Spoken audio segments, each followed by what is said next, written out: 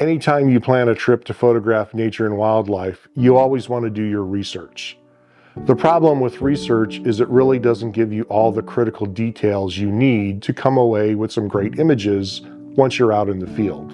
One of the things I like to do is get online and find some inexpensive tours or workshops that will get me out in the field in the locations that I need to be at the times that I need to be.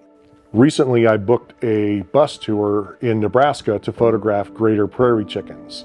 It was an inexpensive tour, only cost me $40 with an additional fee to use a ground blind that got me on the same level as the prairie chickens.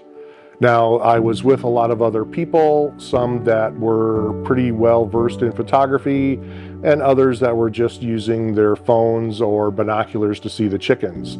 The thing is there's no way that I would have been able to get out to where these chickens were if I hadn't booked this tour.